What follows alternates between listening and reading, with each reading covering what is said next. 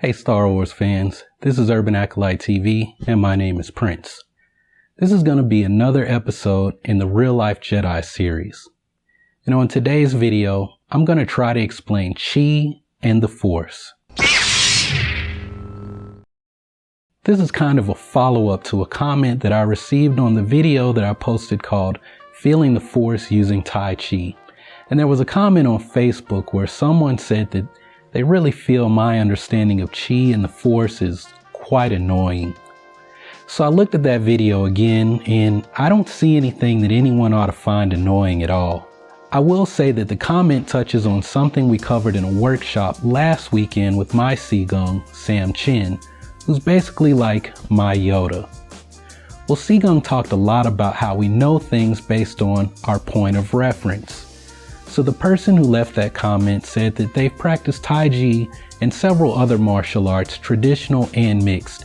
And I don't know if this was supposed to impress me or give them any type of credibility, but it did tell me that this person might have a different point of reference. So see, I can be right and someone else who sees things differently can also be right. And it's all based on your training and your past experiences. The truth is that at some point you have to throw all of that out because you're not being present and you're basing things on past judgment, past habits, and past accumulations. So let's take a step back and look at the idea of having different points of reference in the Star Wars universe. And we'll look at this view of the Force as it was taught by the Jedi. So see, there's the cosmic Force, but there's different philosophical schools or ways of looking at the Force. There's the unifying Force theory and there's the living Force theory. And Master Jedi Qui-Gon Jinn was on the outs with the Jedi Council because he supported the living Force point of view. The other Jedi Masters followed the unifying Force point of view where they believe that when a person dies, there's nothing else. They return to the Force. Now, Qui-Gon Jinn did not hold this belief, and because of his adherence to the living Force theory, he discovered the training which would allow him to retain his consciousness after death. So bringing this back around to Chi and the Force. Now see, I talk about Chi and I say that for the purposes of this training, I have decided to use the word Force. Now I could break this down and get really deep into talking about concepts and ideas from Taoist Neigong training. I can talk about the conversion of Jing to Chi to Shin, and I could say that at the Shin level, it's when someone experiences the Force or the cosmic Force. That's getting way too advanced for what I want to do here. I don't want to fill people with all kinds of nonsensical ideas that are not beneficial for someone's training who is just in the beginning stages.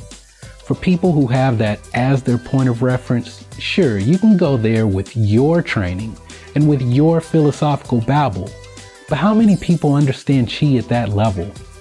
Not very many. So if you know about that kind of stuff, give yourself a pat on the back. But I'm guessing the majority of the people watching these videos have no idea what that stuff even means. So for now, let's just keep things simple and say that Chi is the Force. So what is Chi? What does this word mean, Chi? Is it universal energy? Is it life force? Is there some all-powerful force holding the galaxy together and creating life? Chi can mean a number of things. It can mean air, it can mean breath, it can mean energy. In The Power of Internal Martial Arts and Chi, Bruce Kumar Francis defines Chi as energy, subtle life force, internal energy, internal power, manifested energy that empowers something to work and function. Now maybe you're familiar with the word Chi being defined that way, but the truth is that those definitions don't really matter. In the last video, I called Chi a special condition based on someone's awareness.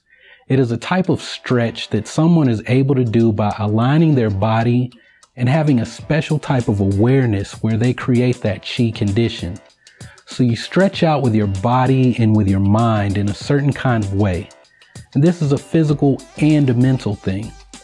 Only then do you have the condition present to be able to do things with your Chi or to manipulate the Force, if you want to use that language.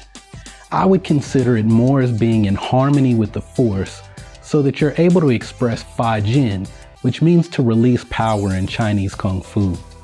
If you're not familiar with this concept, just think of when a Kung Fu master barely taps someone and they go flying. So this stuff I'm talking about is not mystical. There isn't any magic to it. It's just having the proper mindset and the proper training. And if you don't like how I define Qi or how I talk about the Force based on my point of reference, it's completely okay. But no one should be annoyed by anything because this training is to create ease. So with that being said, I would like to hear from all of you. What do you all think about what I've said here? And what are some ways that Qi was explained to you? And does my explanation make you think any differently? Let me know your thoughts down in the comments section below. And if you haven't subscribed already, please feel free to click that subscribe button. We talk about the Real Life Jedi series every Monday. There's the HoloNet Underground where we talk about the latest news in the Star Wars universe. There's Star Wars Rebels reviews every Thursday. There are fan speculation videos like the one I recently did on Kylo Ren. Speaking of that video, if you haven't seen it, you can check out that speculation where I describe how Kylo Ren could usher in a new line of Sith Lords. You can also check out the video I did on Rey being a reincarnation of the Chosen One from the Prophecy of Mortis. Anyway, that's all I've got for now. So thanks for watching. Y'all keep on breathing, and may the Force be with you. Bye.